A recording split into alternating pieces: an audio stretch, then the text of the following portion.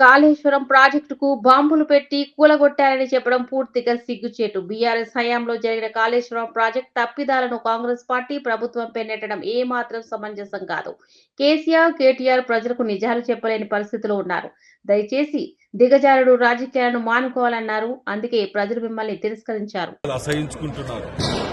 మీరంటే ఒక గౌరవం, మర్యాద ఉండే ఈ విధంగా రాజకీయాల గురించి దిగజాడు మాటలు మాట్లాడుతుంటే ప్రజలు అసహించుకుంటున్నారు.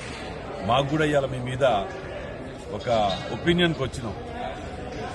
ఎందుకంటే అధికారంలో బీఆర్ఎస్ ప్రభుత్వం ఉన్నప్పుడు వాళ్ళ హాయంలో అది జరిగిన సంఘటన, దానికి మేమేదో చేసినామని చెప్పి ఇలా మాట్లాడుతూ, గతంలో టీఆర్ఎస్ హాయంలో ప్రభుత్వం ఉన్నప్పుడు మీరు మాట్లాడిన మాటలు, వారికి వ్యతిరేకంగా మాట్లాడిన మాటలు ప్రజలు ఇంకా మర్చిపోలే.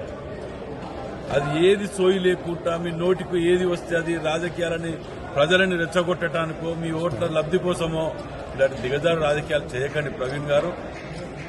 కేసీఆర్, కేటీఆర్ కంటే ఎట్లా బుద్ధి లేదు వాళ్ళకు. వాళ్ళు దిగజారు రాజకీయాలకు ఐకాన్ వాళ్ళు.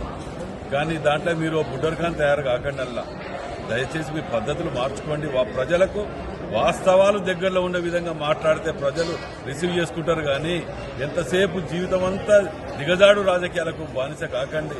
అసలు నేను గతంలో కూడా చెప్పిన ఒక మంచి అభిప్రాయం ఉండే, right person in wrong party అని మీ గురించి గొప్పగా చెప్పిన.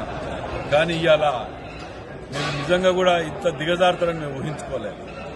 ప్రజలు నమ్మరండి. అది అలా ఎందుకు కూలింది? నాణ్యత లేక రీఎస్టిమేషన్లతోటి 1000 కోట్లు, లక్షల కోట్లు దుండుకొని తిని మీ యొక్క స్వార్థాల గురించి కూలగొట్టిండ్రు, కూలింది అనేది ప్రజలందరికీ తెలుసు. అందుకే ప్రజలు మిమ్మల్ని శిక్షించి పక్క కూర్చోబెడితే ఇంకా సోయి లేకుండా ఇవాళ మళ్ళా ప్రజలలోకి వచ్చి ఈ విధమైన మాటలు